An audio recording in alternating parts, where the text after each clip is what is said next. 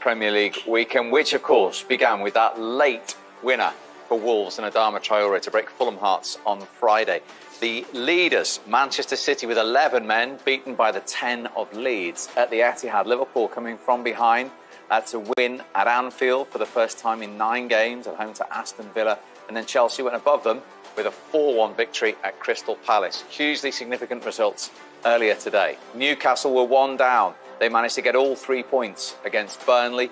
West Ham beating Leicester. Manchester United reversing that scoreline at Spurs. And it all means that West Ham are in 4th, a point ahead of Chelsea, but suddenly only a point behind Leicester City, who are now 7 off Manchester United, who've gone within 11 of the leaders Manchester City. So West Ham 1 clear of Chelsea, 3 clear of Liverpool, and now significantly 6 clear of Spurs. Everton will go above Tottenham into 7th if they win at Brighton on Monday. Arsenal, after that victory, up to 9th on 45 points.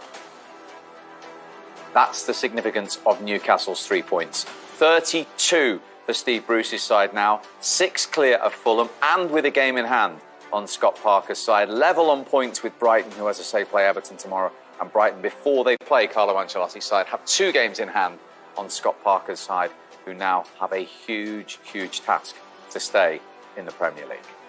Alex, an important win and a good win. Good performance too. Yeah, I think it was really important to win after the last few games that we were sad about the result and the way we played. I think tonight was a great game for us. We won 3-0, and as well in the way we played was good. So it was a great day for us for the weekend. 2 good goals. Always good for a striker to score goals. Yeah, always good. I missed an easy chance on Thursday, so obviously today I wanted to score, and I had a good 1v1 today, so give back the confidence, and it's good for me and for the team. The first goal was an example of the confidence that seemed to come as you knocked the passes around and got that movement going. Everybody looked like they were enjoying it after a while. Yeah, I think this is the kind of goal we have to score, and most against defend like this, compact. So obviously we want to play together, we want to score, and tonight was a good goal. Yeah, was the confidence maybe a little bit lacking after the last few games, as you say, that results that didn't go your way? Yeah, a little bit, because we know we are the quality, and we know when everyone is focused we can do some good things, but sometimes we miss in both parts of the pitch, and today I think we were really efficient in both parts, so we're happy. Yeah, and unfortunately another injury. I don't know how serious. Obviously you probably don't know yourself yet with Bukayo, but you're picking up a lot of injuries. It's a worry. This is the same for every team, I think. The schedule is really hard for the players. We didn't have a lot of holidays, and this is part of football. We have to deal with it, and there is a lot of play in the team. I hope 4B is not so bad, and it's going to come back quick. Big night on Thursday. Yeah, it's a really decisive night for us. We have now to stay focused, to have a good recovery and go back on Thursday. Good luck. Thank you so much. So Arsenal in front, in charge at half-time at Bramall Lane, leading by a 1-0 against Sheffield United. You asked about Arsenal's attitude before the game, Paul. You've been impressed with the first half? Yeah, I think the game before the start, could have gone one or two ways. Whether Sheffield United would have show up, or whether they were a little bit disappointed because they've already more or less relegated. Arsenal took advantage of that big time, start the game with loads of confidence, matched Sheffield United up in the same system, better players, and all better results, and they looked very comfortable in the first 45 minutes. And better football then, which was illustrated in the goal, in the build-up. Yeah, I mean, they put some lovely moves together, but this is lovely. It really is. 1 and 2 touch football, shifting. As you say, as Paul says, they're on top without a doubt, but, you know, they've got to get that little chance, and they get it here. This is a wonderful little move, wonderful ball. What a backflip from Tobias, and a fabulous finish. Look at this ball from Saka. First time here, boom. That's a lovely ball with that great skill. Open the defence up like that. It's truly fabulous, and a great finish. It's falling to the right man.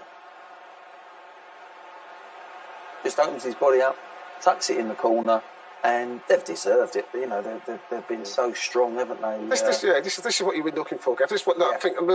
That, from a forward point of view, is probably what Arteta's looking for. That kind of like ticky-tack football around the areas, around the 18-yard box. You know, nice for inside, quick. You know what I mean? Saka playing in that little pocket, getting more involved. Sometimes we see him out wide, playing left wing back.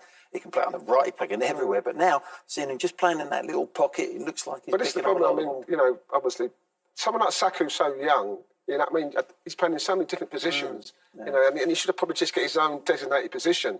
Maybe that's the one for him because he looks like he's really flown in that position. Well, again, difficult mentally for Sheffield United in their situation to try and create opportunities. They had one through McGoldrick, didn't they? Yeah, I mean, it's a lovely little ball from Osborne here. It just drops down and he's on his left foot. That quick one in there, he's onside.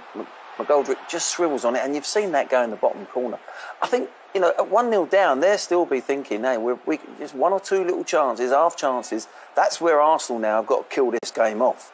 Because Arsenal at the moment, this season, if you're 1-0 down against them, you do feel and believe that you can get back in the game. And a little chance like this, he's just dragged it a little bit. But they've got to be looking for one or two of them chances in the second half.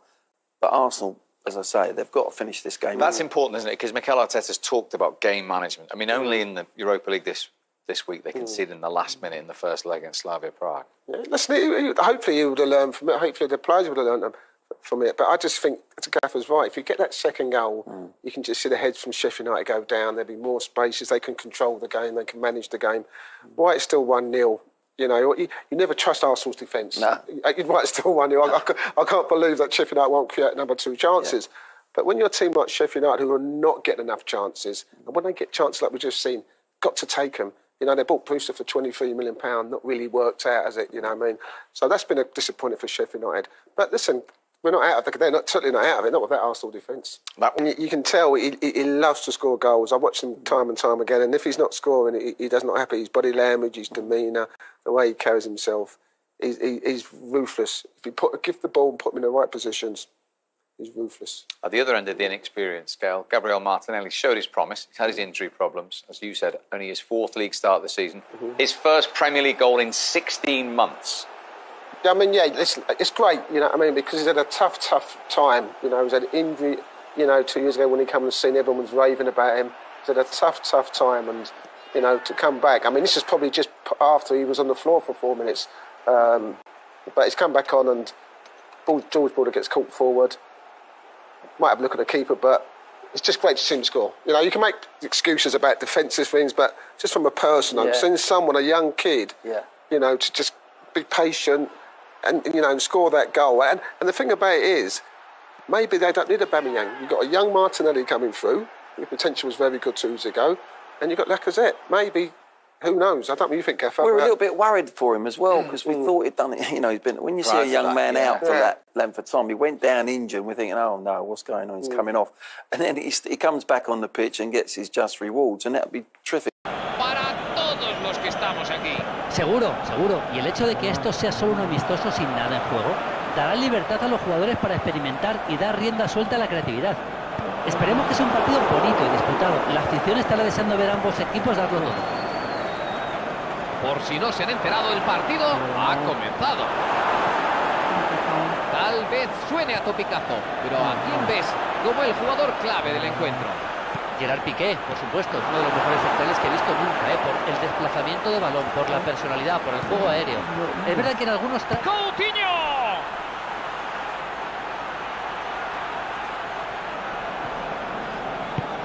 Balón en largo. Aubameyang. ¡Qué buen control! Busca una fisura en la línea defensiva. Están apostando claramente por abrir el juego. Sí, y no hay mejor forma de romper una defensa que usar toda la anchura del campo. Así logras descolocarla, creas espacios, eso